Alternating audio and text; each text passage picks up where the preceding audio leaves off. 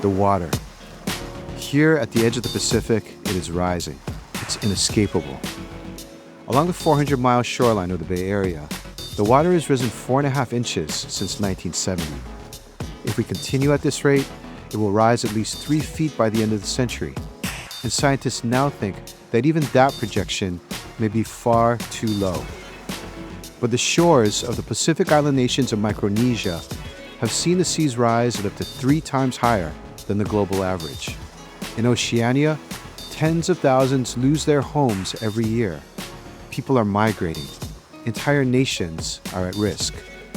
As the water continues rising, how must we change and what must we change? I'm Jeff Chang, and this is Notes from the Edge of Climate Change.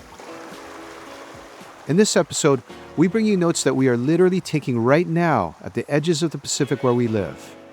A lot has happened since the last Earth Day. President Trump, who calls climate change a hoax and the Green New Deal the Green New Scam, withdrew the U.S. from the Paris Climate Accord. He has slashed the budget of the National Weather Service and revoked the EPA's power to fight climate change. But efforts to address sea level rise continue. We'll hear more about this from Kristina Hill, an environmental planner, urban hydrologist, and a UC Berkeley professor who's been sounding the alarm about the impact of water rise on the Bay Area and on global cities. We'll also hear from the musician Anohni, whose powerful albums and performances have dramatized a world in distress, and whose songs have become anthems for the climate justice movement. Let's jump right in with our first guest. Julian Aguon is an Indigenous human rights lawyer and a writer from Guam, or by its native name, Guahan. Last year, representing 97 countries, Julian argued a case before the International Court of Justice of the United Nations at The Hague. In July 2025, the World Court issued its ruling in what has been called a landmark climate win. He's the founder of Blue Ocean Law, a Pacific-based firm working at the intersection of Indigenous rights and environmental justice. His award-winning 2023 book, No Country for 8-Spot Butterflies, is a must-read. An essay he wrote for The Atlantic entitled To Hell with Drowning was a Pulitzer Prize finalist for commentary. It spoke for a generation of organizers and activists across the Pacific, including the climate warriors of 350 Pacific, whose motto is, "We're not drowning, we're fighting." Aloha nunui e Julian. Velina mai I Notes from the Edge. Half a day, Jeff. Julian, where are you right now? I'm in Guam in my office in the village of Agana, and I'm right across the water, so I can see the Pacific Ocean every day. So I'm tuning in from all the way around the world, but I'm so excited and happy to be here. Across the international date line. Thank you so much for joining us. You do so many things. How do you describe what it is that you do? Thank you so much. I do two main things, really. By day, I'm a human rights lawyer. I litigate climate and other cases. We're trying to use the law in service of the most vulnerable, and of course, that includes those who are most climate vulnerable. And I am a writer. That's really different than my legal work because it's just much more tender. Because I believe we need to hold on to that sort of tenderness in the face of the sort of climate cataclysm that is afoot, and all these sort of different kinds of unraveling and the different kinds of dying that are on display everywhere. Was there a moment when you knew this was the kind of work that you wanted to do for the rest of your life? Absolutely. 2005. In that year, the United States government announced from on high that it was going to hyper-militarize my island, my ancestral homeland of Guam, which, as you know, Jeff, it's a very small island in the Western Pacific. And they announced these grandiose and large-scale plans to basically change life as we know it here. And they made all of these decisions, of course, without us. And everyone who occupied a position of power immediately started invoking the language of inevitability. Oh, this is, the American empire. It's going to do what it will. Therefore, let's just sort of lie down and die. That was the last thing I was going to do. So I decided to go to law school sort of the week that it came out. I was just over sort of the way that people were using law. And the law is, in so many ways, a colonial institution and a colonial practice. It's about taking a specialized set of knowledge and a specialized kind of vocabulary and building four walls around it and keeping everyone else out. So I knew that I had to play this game, at their level with them. So it's a yucky, like tacky task because it is so annoying to be chasing people and the ways in which they use language of bad faith all the time. But law school is exactly that kind of training. It's really understanding how people weaponize language and institutions. Wow. It's so interesting. You're talking a lot about language being used in bad faith. And it just seems like you ran directly, though, to the place where that language is so weaponized. And I find it interesting that you balance this with a life of writing. I'm a writer as well, and I can really relate to how you think about trying to tell the story. Can you unpack that a little bit more for us? Sure. I think something about climate change is basically its enormity, Mm. the sheer scale of the crisis makes it somehow impenetrable. And I think at least part of it is a failure of those of us who are sort of charged with the task of storytelling. We have to find a way to smuggle in what I believe has been so conspicuously absent in much of the writing on climate change, which is intimacy. Mm. Because of this scale of climate change and because of its sort of impermeability, right? This like we can't penetrate this conversation, we can't move it in a new direction. And I realized that that is the key. It has to be about intimacy. It has to be about telling a story about the adverse impacts of climate change, but locating it in a single person's point of view. For example, when I wrote that essay that you mentioned for The Atlantic, it was a single image that haunted me as a storyteller. And I realized I have to write this essay because I have to tell this particular story. Vuni Dongoloa in Fiji is one of the villages in that country that underwent the first formal government facilitated climate relocation, right? Then I found out that they weren't able to disinter all of their sort of buried relatives. So they left behind all of their ancestors in the cemetery. But I heard one story of one old man who kept walking down on a daily basis for miles and miles. He would walk down to sit at the grave of his dead wife. And I thought to myself, what flowers, if any, he brought her when he did. And I was like, that is how we have to start writing about the climate change. Mm. We're not good with purely abstract ideas, We can't move people unless we understand and talk to each other at a new scale, a much more personalized scale and a more intimate scale. Because otherwise, why do you care that Vunidongloa was a village that was relocated? Why could you possibly care if I can't move you? Because, Jeff, the simplest way to say this, I think there's two kinds of information, really. There's information that merely informs or strictly informs, and then there's information that informs and uplifts. Yes, yes.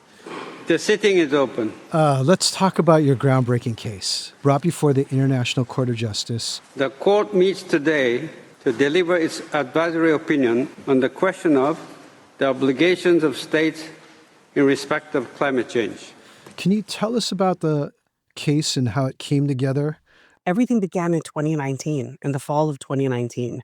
There was a group of students who were really mobilized and inspired to take what they were calling the world's biggest problem, i.e. climate change, to the world's highest court. And of course, that's what the ICJ really is. It's the only kind of court that could pronounce on the climate crisis writ large, right? To examine the full panoply of international legal obligations that states owe to each other, to future generations, to vulnerable nations. So that's where this all began.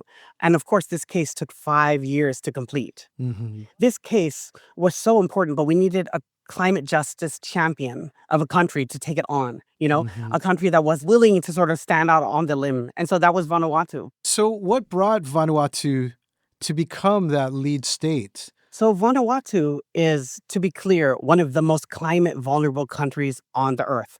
So it is a country in Melanesia in the South Pacific part of the ocean. It's in the line of so many different sort of extreme weather events, including super typhoons or cyclone fives, as we call them. I mean, they've lost more than half of their GDP to a single storm. So, of course, as a country, they can't mobilize any sort of resources in favor of development because they're constantly sort of being flung from one natural disaster to another. Ergo, they decided when the students approached them to take the lead because they know that they have the most to gain from a truly decisive and clear legal opinion. And they rallied support, unprecedented support. 97 countries or something like that? Actually, more. More. Okay. By the time the resolution was brought to the floor of the UN General Assembly to put up for a formal vote, there was 132 co-sponsors, which was like unheard of.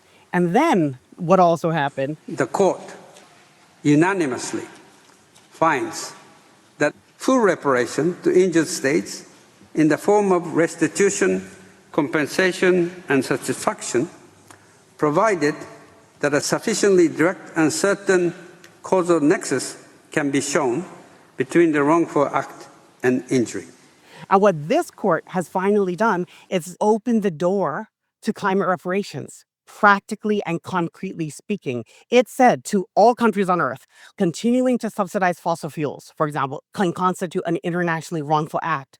And thereby, it triggers the full panoply of legal consequences under the law of state responsibility. We're talking about monetary damage. We're talking real concrete damage for concrete harm done to climate vulnerable communities and countries everywhere on Earth. So this finally dispelled the legal ambiguity that has long hobbled the international community's ability to deal with the crisis effectively. And now we see the ripple effect for everywhere.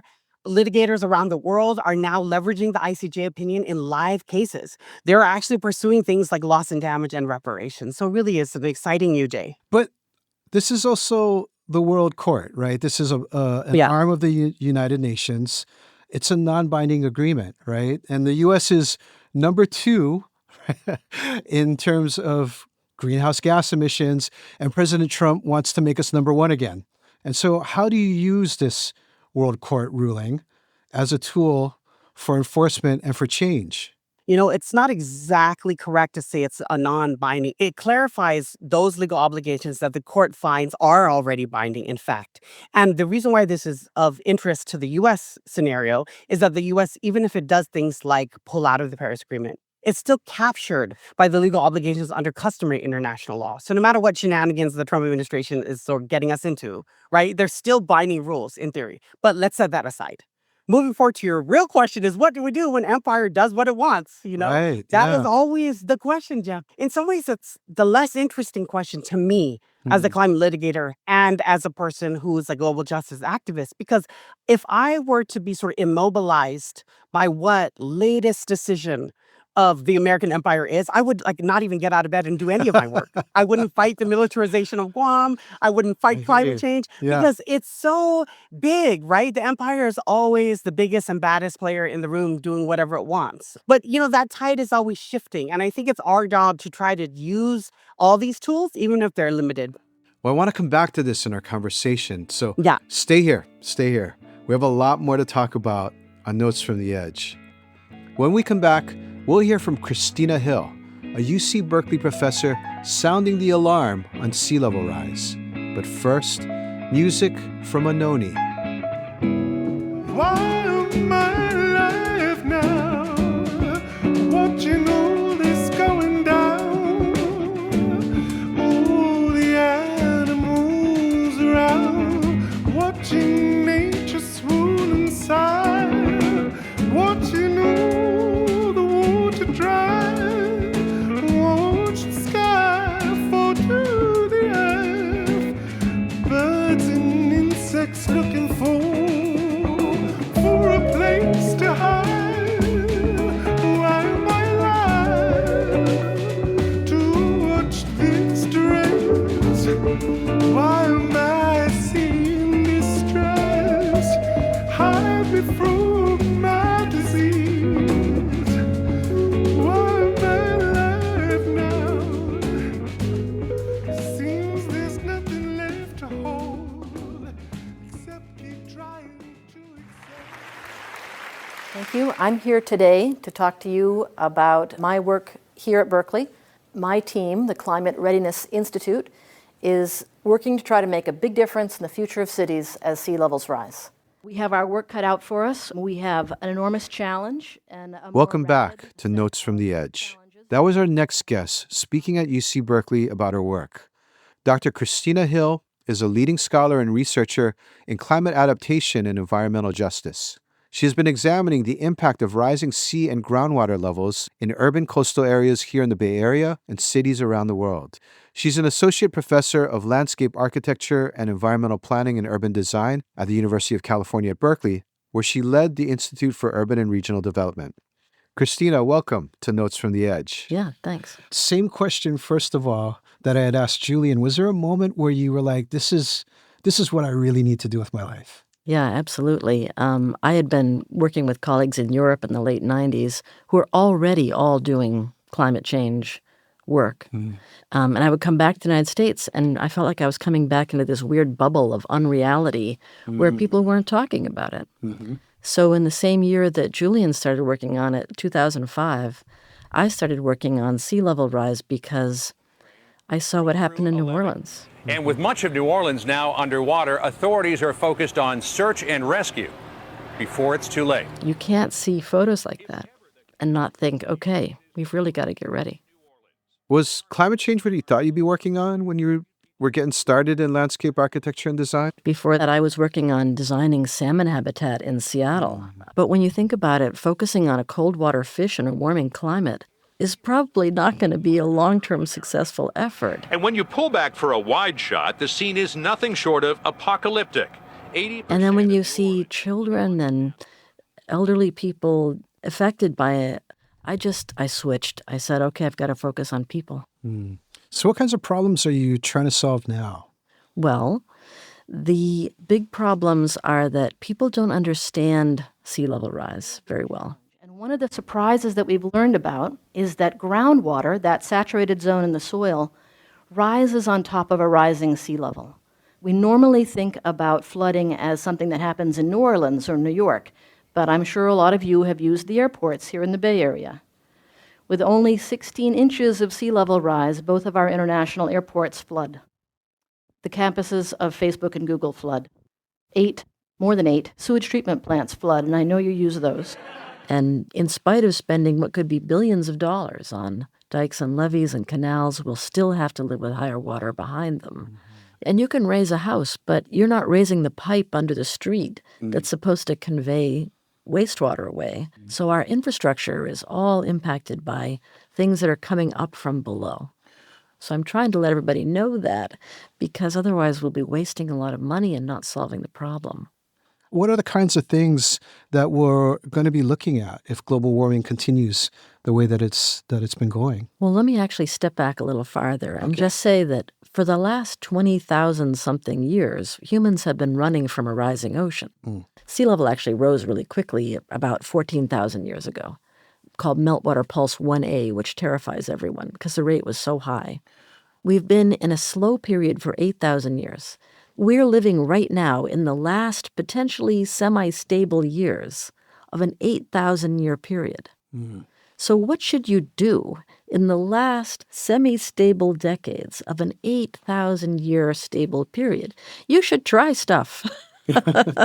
And that's why I think it's so important that we do pilot projects for cities like Charleston, for cities like New York, for cities like San Francisco, because things are going to change more and more quickly. This is hard for humans to understand. Change can seem very gradual. When it's actually got this kind of strong curving shape to it, it'll seem like overnight things accelerate. But in fact, it's been coming all along. In Honolulu, there's already groundwater-driven flooding. Yes. Here in the Bay Area, there's already groundwater-driven flooding. New York City's already seeing groundwater-driven flooding. So we already see it happening, and our cities will get soggy from below and start to fail in weird ways before we actually see the streets necessarily flood with ocean water. If the ocean rises 1.5 feet, the groundwater will rise 1.5 feet. And that's going to be enough to fill most of our pipes around the bay. And in New York City, and in Charleston, and in so many low-lying places, we're going to see the end of functional pipes somewhere around 2045, 2050. And that means your toilet won't flush, The rain won't be taken away by pipes under the street. A lot of things are going to begin to fail. So how do you think about this idea of adaptation? Do we build bigger walls? Are we sealing ourselves off? Yeah, I think the idea of building walls is really going to leave us living sealed up in a bowl of toxic soup, because so many places along the shoreline, especially in cities, have all kinds of toxins that are cancer-causing. So we really have to do the cleanup before we do the rest of the adaptation. And I think that's really critical for people to know. You can't retreat because you would leave a toxic soup behind, and that would kill all the fish and shellfish. So we really have to find ways to adapt in place. We have to be braver and be more resourceful and tell better stories about how we can adapt in place and learn from people who have, whether it's indigenous people in the country now called Mexico, or whether it's Dutch people or people in the Mesopotamian Valley. Mm. You've been able to work around the world and see what folks are doing from here to Asia to Europe. What do you think are some of the most promising types of projects that you've seen? Things that maybe Julian, could see used in Pacific Island nations or, flooding communities. I actually think, and, people look at me like, oh, really? But I think that floating is going to be our technology of choice. What does floating even look like?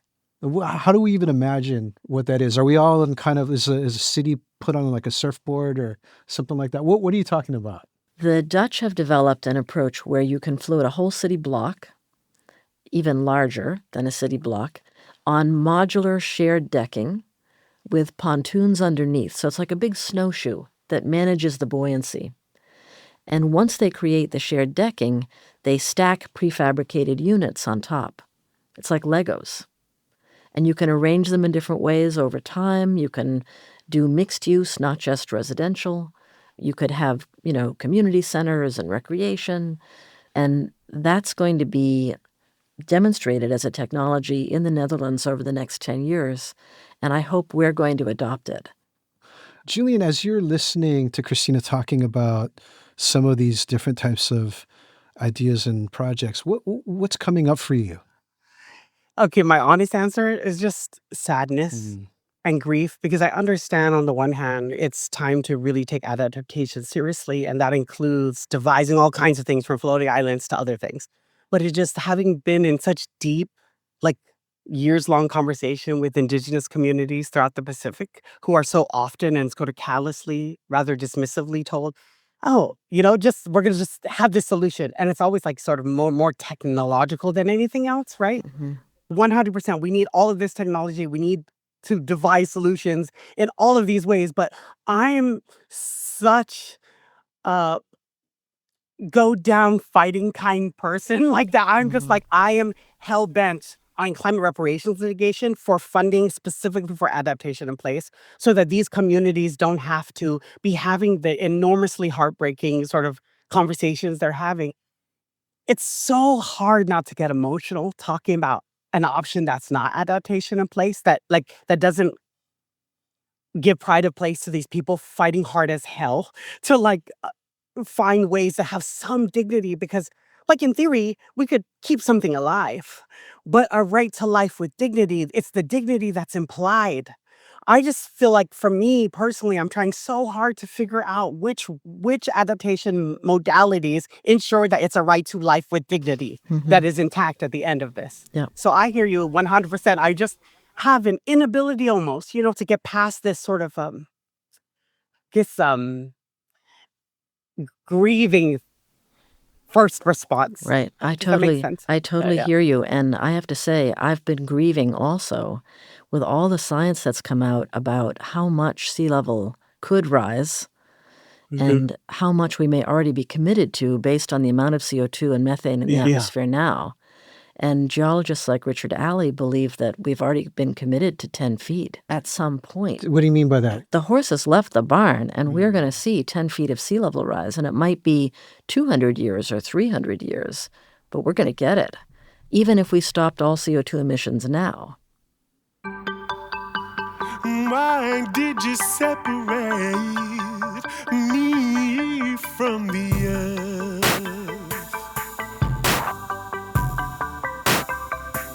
Oh my God, why did you separate me from the earth? My Father, you drew lines miles high and steel or nuclear, the forests of Borneo and white water in your mouth. I don't want your future, and I'll never return. I'll be born into the past. I'm never coming home. Why did you separate me from the earth? That was Anohni. The song, Why Did You Separate Me from the Earth, is from her album Hopelessness. Julian, you've written so powerfully about how, upon reading these reports about sea level rise and the intensifying storms, that's in some ways been a real catalyst for you in your activism and your writing. Yeah, for sure. I mean, on the surface, we're all fighting our battles, like you, and you're fighting your battles and looking at everything that you're doing, and especially with regard to adaptation, and I'm doing what I'm doing. But there's some other battle happening underneath that surface, right? And that's that at a spiritual level, we're all trying so hard to keep our hearts from hardening. Yep. That is also something that's real. So music, relying on the artists like Anohni and others, like that is like this stubborn insistence that like beauty is somehow still an imperative in this struggle, or tenderness and being kind to one another, and how to connect the biggest things to the smallest of things. Yeah. It's all of that that is like also so important, because maybe that's what can give us this thing, this emotional sort of buoy that we Right. need to keep going, including in conversations about adaptation. I think it's really interesting to think about the way that compassion can open people up. I mean, just finding stories that tell us about that. And I like to remind everybody that half of all, the United States has emitted more CO2 than any other country, even if we're not emitting more on a yearly basis now. Than China is, yeah. And half of everything the U.S. has emitted has been emitted since the 1980s. So we're looking at the people who put this in the atmosphere. Right. And people need to understand that we are personally responsible for what has happened. We live in a system where these are the fuels that we were given, but it's us. And we now have a weird reciprocity with animals and plants that lived 300 million years ago as a result of putting them out, like opening Pandora's box and putting these ancient organisms into the atmosphere. And we have a reciprocity with people who will suffer from rising sea levels and other kinds of climate impacts. We should be budgeting for that reciprocity. Yeah. How do we price this? Julian, you've been going back around Oceania, talking to a lot of people. What are they telling you about what they want and need in this very moment? So it's everything, right? Some of it's really big scale, like really concrete ideas about reparations, but other things are really, really like low hanging fruit. We could actually do really specific things that would just mobilize resources in that direction, like unglamorous, practical, concrete things for communities on the front lines. I'll give you an example. In Yakel, on the island of Tanna in Vanuatu, they haven't had a single successful yam harvest in 4 years. This one fact has basically singularly destroyed and upended all of their cultural life. Every sort of traditional custom revolves around the yam, and they were unable to grow it. Like weddings are off, rites of passage are off. So it's a whole seismic rupture, between the self and the sacred, and between how people relate to each other and to future generations and to generations of the past, their ancestors. It's like a cosmological connection that's being snipped. It's much more than you think. But this is just one example. And so, like, one of the things that we want to do is trying to devise things that are so specific to restore that ecosystem so that arable land can grow closer to the village. It's really almost like just changing the material conditions in really sort of like focused, concrete ways that most excite me, as opposed to like the glamorous sort of big cases. And you should know, in the climate litigation world, it's not something that even funders who fund climate litigation even are interested in. They're much more interested in, suing the carbon majors and making sure that they go for everything. It's like part just ego and part, just like this like yuckiness that sort of attends most like lawyers in the global north and how they want to do things. Right. But there's so many ways that we can sort of deal with this. I mean, I agree with what you said earlier, where you were saying something about it's time to try new things, right? So part of what I was thinking was it's time to try new things and possibly even make new mistakes. Just don't make old mistakes over and over Right, again. exactly. We need to be more daring and Braver. and braver about all of it, and more attentive to each other and caring, because we're also Yeah. living in this era of polycrisis. They're all overlapping, and how to show up for each other, and Yeah. how to become, as activists, more porous, how to cross boundaries to meet each other. And we have to find new ways to hold hands. Right. That's what we have to do. It's sort of getting back to what you were talking about, Julian, about scale, it seems like. Yeah? Like Yeah. people have to be able to understand the big scale problems. We also have to be able to navigate the immediate types of things. The fact that the yam, like kalo is to us Kanaka folks, right? Like the yam is at the center of their culture, and that creates a whole downward spiral in some ways. Right. Could I give a short American parallel? When people are displaced by flooding from someplace like New Orleans or San Rafael in California, they lose the social capital of all the connections that they have, especially low-income people. The woman who watches your kids after school, the person who drives you to church, the person who brings you some extra groceries or lemons from their tree. That social network is so important if you don't have money. And that's what people lose when they are displaced. They end up with no social resources that are what compensate for a lack of capital in real communities. Mm-hmm. One of the things I wanted to ask, I hate to do this, but we kind of have to, right? And that's to talk about what the Trump administration has been doing. Because in February, the Environmental Protection Agency under Trump dismissed a 17-year-old finding that climate change endangers human health and the environment, right? And what this does effectively, this action, this government action, is it undoes the U.S. government's authority to actually address reducing greenhouse gas emissions. Now, the action is going to be tied up in the courts probably for a very long time. There's a number of people who are filing lawsuits around it. But Kristina, I'm wondering what this says about their approach to the realities that we're actually talking about here. Well, lying about it doesn't make it not true. Yeah. So lying about it is the big strategy right now. Let's just hope everyone believes us when we lie about it. It is happening. We can see it happening. We could take people out and show them it happening at high tide. And I think that what they're really doing is dismantling the federal government so that they can eventually reduce income taxes, so that it'll be cheaper for billionaires to live in this country. Julian, what does this mean for your work at the World Court?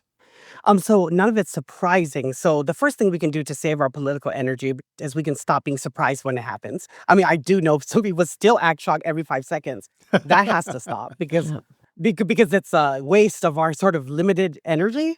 And then we just get to work. I think a lot of listeners are really going to want to know your answer to this next Question from the two of you. As you think about right now and the future, where do you place yourself on the spectrum of despair to optimism and hope? Are you a 1, like all is lost? Are you a 10, we're all going to be all right? Where are you on that? I mean, I'd be happy to say I'm a 10. I'm all in to fight because we have to pay attention. We have to put the lowest income people at the front of the line for adaptation and children at the front of the line for adaptation. We just have to do it now. Otherwise, we'll lock ourselves into some horrible, monstrous process of commodifying adaptation in a horrible way that we'll regret. People will fight wars over if we do that now. Hmm. For me, I think if I wasn't doing real things like real cases in the world and I wasn't like doing exceedingly concrete tasks, I think I would be a lot less hopeful. Yep. Because I think if you're not in proximity to the movement and on the ground with people locking arms and fighting the good fight and possibly going down while doing so, you are not going to have access to that hope. Because, hope is something I would say hope is earned. Hope is hard. Mhm. Cynicism is easy, but hope is hard. Hope is something you need friends to have. Hope is something you have to do in a group. You do. Like, who was it? Maybe it was Bill McKibben. Didn't he say the first thing you can do as an individual is stop being one? Join a group? So we cannot combat climate change as these atomized individuals, but only together, Julian again, Kristina Hill, thank you so much for joining us today on Notes from the Edge. Stay tuned for an interview with Anohni. But first, her song that has become a universal anthem for climate justice activists, 4 Degrees. It's only 4 degrees, it's only 4 degrees. It's only 4 degrees, it's only 4 degrees. It's only 4 degrees, it's only 4 degrees. It's only 4 degrees, it's only 4 degrees.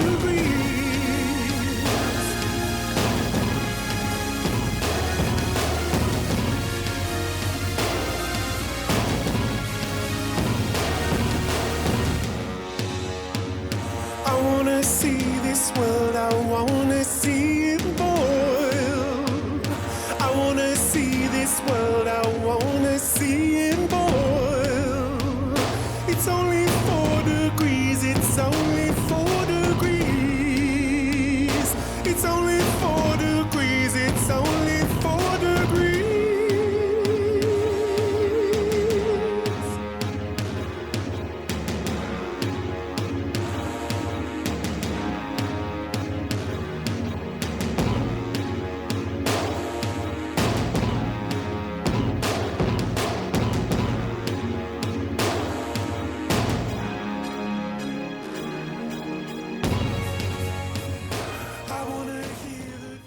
Welcome back to Notes from the Edge, a production of KALW Public Media. Throughout this episode, you've heard the music of Anohni. I had the pleasure of talking with her recently. She's one of the most acclaimed musicians and songwriters of our time. Born in West Sussex, England, and spending some formative years here in the Bay Area, she's perhaps best known for her beautiful, powerful, and challenging albums, Hopelessness and My Back Was a Bridge for You to Cross. Climate justice has been a constant theme throughout her career. Last summer, her performance at the Glastonbury Music Festival was a meditation on the fate of the Great Barrier Reef, and it was hailed as one of the most extraordinary performances in that storied festival's 55-year history. She has been called an unignorable empath for harms done to the planet. Welcome, Anohni, to Notes from the Edge. Oh, thanks, Jeff. I appreciate being invited. Thank you. You seem like you're very much an oceans person, and I'm wondering if you can tell us a little bit about your connection to the water. Well, I'm mostly made of water, and so that plays a big part in it. And I'm not really comfortable away from oceans. It's a strange question to ask somebody like you or me who loves the ocean so much, but what do you get from the oceans? I have a visceral feeling that she's my mother and that, we grow from her as children from the womb. So I belong to her. I'm one of her children.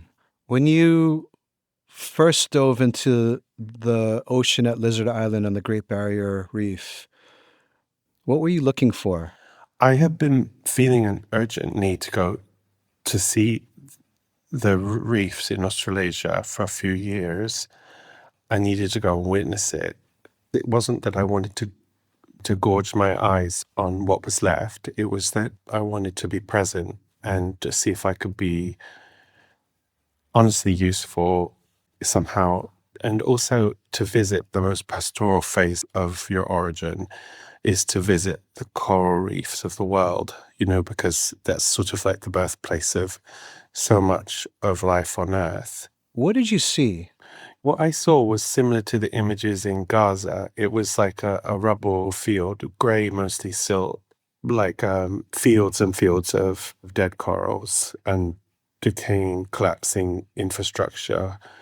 And then there were like tiny pockets of flourishing, exuberant life, tiny elements of living polyps that were still exhibiting unusual fluorescence that actually indicates like a rare resilience that the rest of their family group didn't have. Mm-hmm. But I can't speak for the whole Great Barrier Reef. I can only speak for the bit that I saw, which was around Desert Island, which is a remote location. It's an entirely untouched kind of landscape. It's not subject to like local pollutions and fertilizer runoff that are often blamed for some of the coral decline, you know, in those conversations about what's causing this. So, I mean, there could be no doubt that it's the temperature of the water that's causing the problems. And what were you hearing from the scientists? The biggest fear always in the scientific community is that they'll overstate a case for fear of being cast as hysterical. But what we heard uniformly was that there wasn't really any reasonable expectation to hope for the survival of the Great Barrier Reef. Mm-hmm.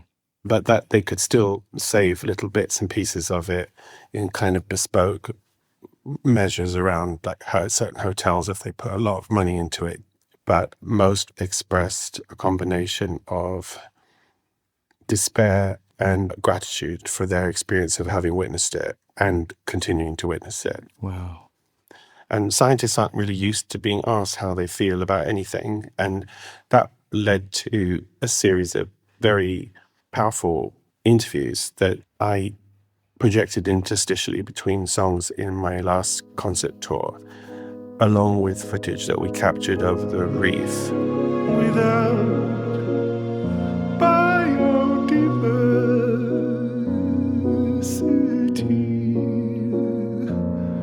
I'm nothing. Means like I never existed.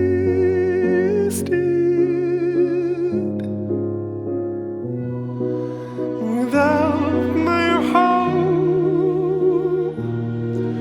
with no reflection, I cease to exist. How did this sort of cohere for you? I didn't earn my seat there to talk to them. They didn't particularly know my work. But the main reason that most of them spoke to me is because of a relationship that Lynette had with another scientist. Lynette Allworth is an Australian multimedia artist who reached out to me to collaborate on a film she made called Coral Rekindling Venus. And she wanted me to write a song for the ocean as the closing track. Lynette had a friend, Anya Salik, who's also a scientist and a specialist in coral luminescence. And Anya got on board with the project, and she was the one that drew all of these major players into the conversation. And so the reason I did this Great Barrier Reef piece was because I had been invited to perform at Vivid Sydney Festival, and I had gotten to a point where I couldn't really ethically feel good about going to Australia and collecting any kind of payroll, because I just kept researching how much barrels of oil do you burn to fly this many people out to Australia. And then I thought, well, I can't do the concerts. So then I started trying to cancel the concerts. And then Wow.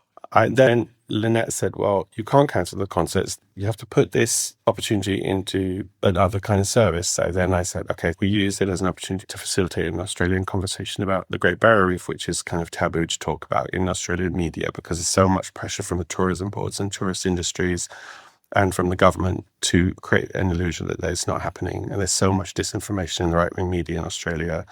What's amazing in talking to this scientist was the extent to which some of the scientists realized in retrospect that the research that they'd done earlier in their careers that they'd been hired to do in the 70s and 80s by the malevolent interests who are now censoring or not platforming their final truth on the matter. And this gets into like my purpose as an artist, creating a forum or a platform fit for the purpose of describing the state of emergency that we're now in. Now, you're a 21st century artist and not necessarily bound by maybe this decorum for objectivity that scientists who had been working on this for 50 years had been bound by. How did this sort of cohere for you into this tour? The idea was to not stare at things, but to look with the whites of your eyes at a landscape, to not see things in hierarchies of beauty. So to look with tenderness at everything, to be open to everything in an equal way. And so that I encouraged the cinematographers that I was working with to film with a different eye and to move through the landscape without staring rudely at dead things and look with sweet young eyes at living things, but rather to just be present. And so the footage had a different aura to it that was very well suited to accompanying a lot of my catalogue of songs. And we showed the whole array of what we found under the surface of the water, from beautiful, flourishing tableaus to what I described earlier as kind of like war zones. It's all a bit much, right?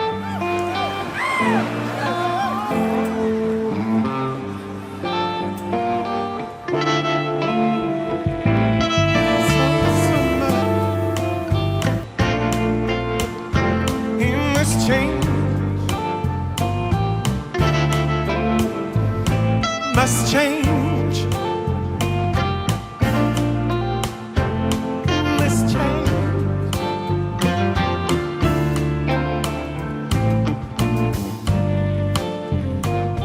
It sounds like you found yourself in a position as an artist to be able to advance the conversation in ways that scientists didn't feel that they could, and that you were able to do this tour that you called Mourning the Great Barrier Reef, which sounds like it was an elegy and a ceremony in some ways. The death inside of you. Oh, the death inside of you that you pass into me.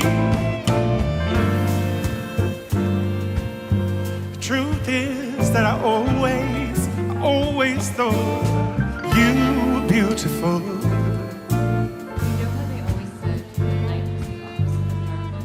In your own way, my boy.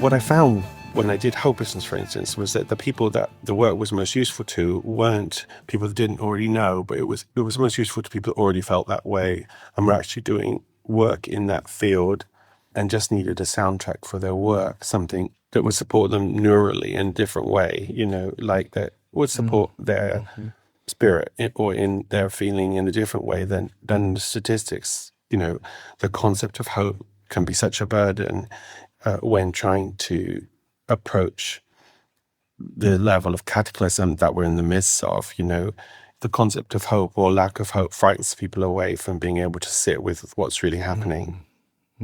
So music is a different way of just being present and sitting with difficult material with some level of vulnerability and open-heartedness, and allow it to pass through your body in an intuitive way. I think artists and peaceful people like to imagine that if we can forge in our collective consciousness a different narrative that doesn't result in biospheric collapse, that would help us along the path towards it. I've been saying recently that hope is a heterosexual emotion. It's not an emotion I was particularly raised on as a child of the AIDS crisis, for instance. My best friends who had AIDS before AIDS cocktails weren't like huffing the fumes of hope in order to want to live another day. They were just grabbing the vitality of the moment of their lives, and they were shaking the exuberance of the present as their reason for living. Tomorrow wasn't promised, and like a lump of white bread on a fishing hook in the future wasn't what compelled people to live. Like, hope actually isn't a necessary ingredient in survival. But I'm also exhausted by the waxing and waning that we've been experiencing just even in the last 20 years, let alone the 50 years of my conscious life, like the provisional hinting of offers of progress and then the rescinding of them, that one step forward, two steps back. And this idea that's always perpetuated, which is that progress is inexorable. And it's not so. Progress is not inexorable.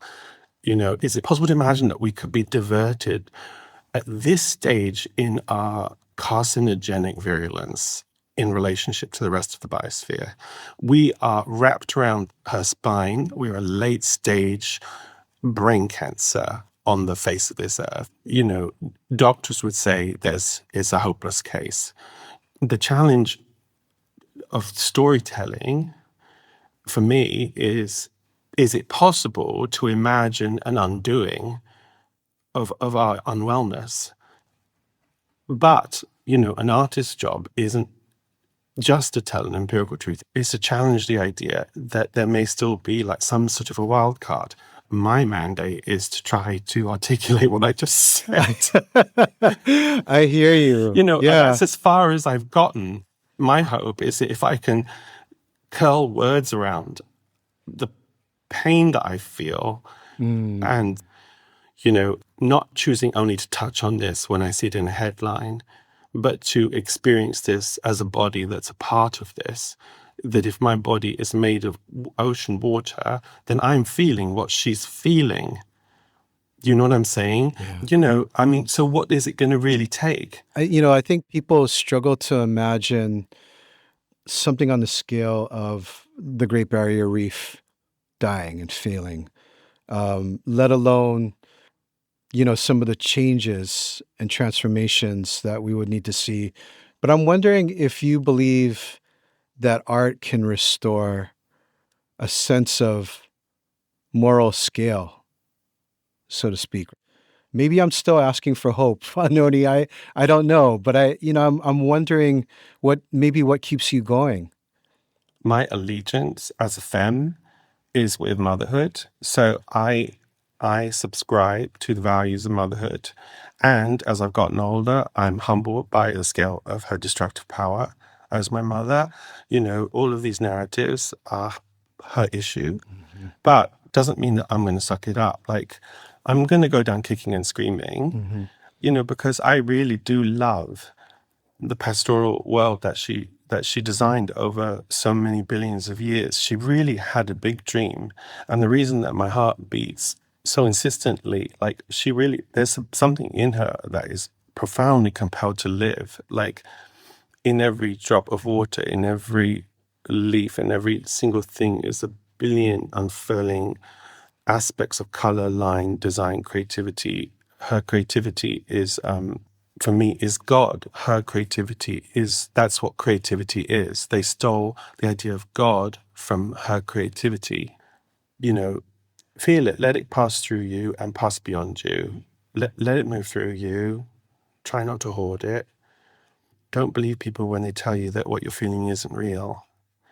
What we're feeling is real. And everyone knows it. The thing I've learned is that I talk to taxi drivers everywhere I go, and they know exactly what the is going on. Everyone knows what's happening. Everyone has it written on the back of their hand. There is no average people that don't get it like the rest of them do. Anohni, I wonder if you think about your influence. When people look at songs that have undergirded the climate justice movement, 4 Degrees is always the top of the list. It's sort of the get up, stand up of the climate justice movement. And I wonder if you think about what that means as you're thinking about representing her. It's an honor to be able to be useful to people that are doing the real work. You ask me what keeps me going, that gives me reason. if I can be a sound bugle for people that are doing such heroic work with such faith, in goodness, then I should be so lucky as to have my body assigned to that purpose. That's all I could ever want for in a life. Thank you so much, Anohni. I need another place. Will there be peace? I need another world. This one's nearly gone. Still have too many dreams. Never seen the light. I need another world. Place where I can go. Some final thoughts before we go. First, some words from the poet Teresa Shangatonu. If you open up any atlas and take a look at a map of the world, almost every single one of them slices the Pacific Ocean in half. To the human eye, most maps center all land masses on Earth, creating the illusion that water can handle the butchering and be pushed to the edges of the world. Teresa reminds us that even when we try to bury the harmful toxins and the ruthless actions that we've inflicted on this planet that we call home, the water still has a way of exposing exactly what we did. So here's another thought. This from our good friend Rebecca Solnit, who says, climate chaos is a catastrophe, but also a teacher. And its first lesson is that everything is connected, which is both the beautiful dream of mutuality and the nightmare of runaway consequences. We need to learn to see that interconnectedness. Teresa and Rebecca are calling us to see what we've done and to change what we're doing for the shared futures of our generations.